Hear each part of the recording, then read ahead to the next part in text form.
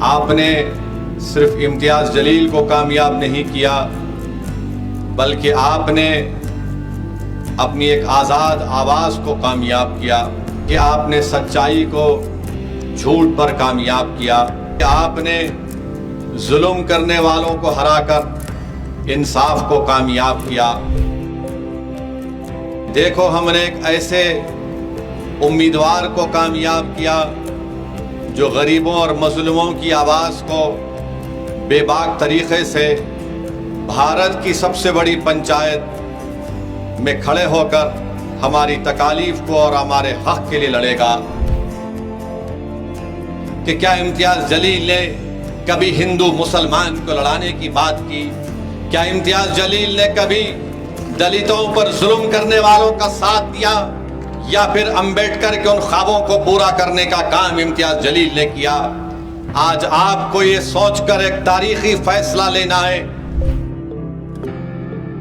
آپ جانتے ہیں کہ 13 مئی کے دن پارلیمنٹ کے چناؤ کے متدان کا دن ہے، ووٹنگ کا دن ہے، اور MIM پارٹی کا نشان پتنگ کا نشان ہے۔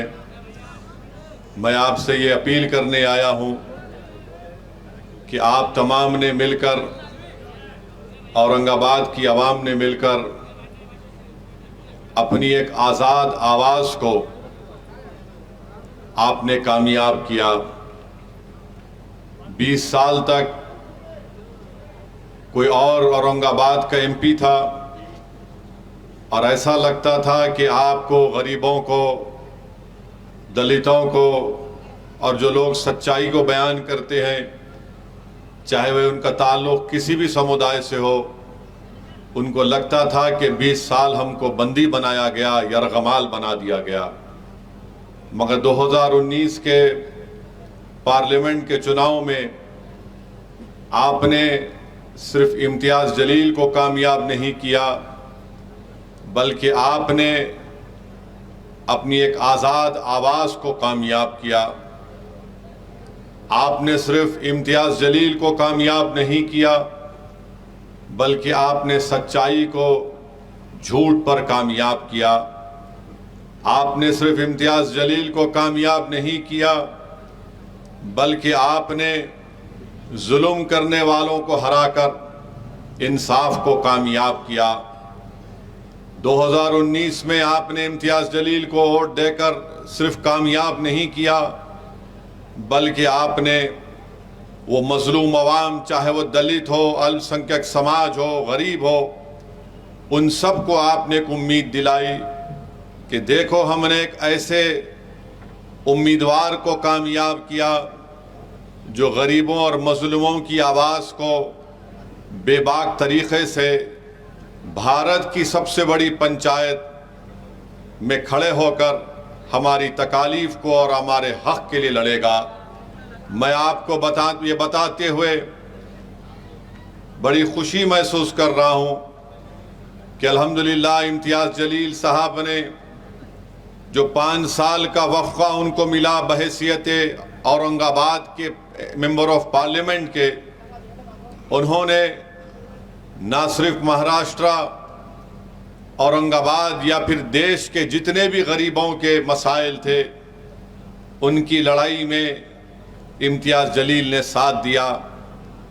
اورنگ آباد کی اپنی کانسٹیٹنسی کے لیے امتیاز جلیل نے، آپ پارلیمنٹ کا ریکارڈ اٹھا کر دیکھ لیجئے کہ سب سے زیادہ لڑنے والا اورنگ آباد کے غریب عوام کے لیے گورنمنٹ کی جو گھر کی اسکیم تھی، سب سے زیادہ لڑنے والے کا نام امتیاز جلیل تھا۔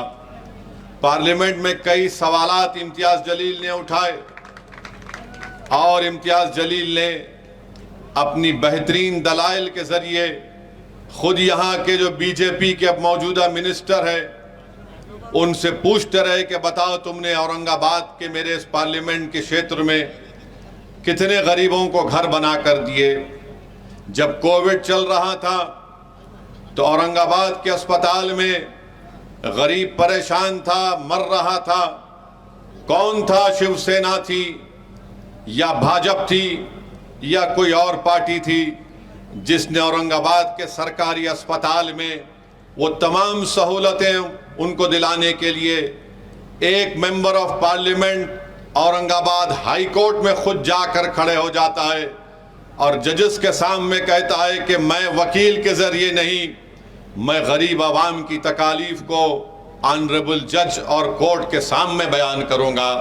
یہی امتیاز جلیل جب کورٹ کو چلے گئے تو کورٹ نے آرڈر دیا وہ تمام سہولتیں گورنمنٹ کے ہاسپٹل میں ملنی چاہیے، وہ تمام پوسٹ جو خالی پڑے ہوئے تھے اس کو فوراً پر کرنا چاہیے۔ یہ کام امتیاز جلیل نے کیا۔ میرے عزیز دوستوں اور بزرگوں، میں آپ سے اپیل کرنے آیا ہوں، ویجا پور کی جنتا سے، اورنگ آباد کی جنتا سے اور اورنگ آباد کی ووٹروں سے کہ آپ اپنے دل پر ہاتھ رکھ کر بتائیے کہ کیا امتیاز جلیل نے صرف ایک سمودائے کے لیے کام کیا؟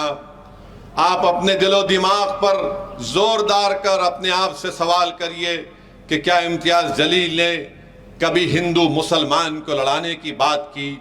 کیا امتیاز جلیل نے کبھی دلتوں پر ظلم کرنے والوں کا ساتھ دیا یا پھر امبیڈکر کے ان خوابوں کو پورا کرنے کا کام امتیاز جلیل نے کیا؟ آج آپ کو یہ سوچ کر ایک تاریخی فیصلہ لینا ہے۔ میں آپ سے اپیل کرنے آیا ہوں کہ آپ 13 مئی کے دن اپنا ایک ووٹ کا صحیح استعمال کریے اور امتیاز جلیل کو دوبارہ اپنا ممبر آف پارلیمنٹ بنا کر بھارت کی سب سے بڑی پنچایت میں بھیجائیے۔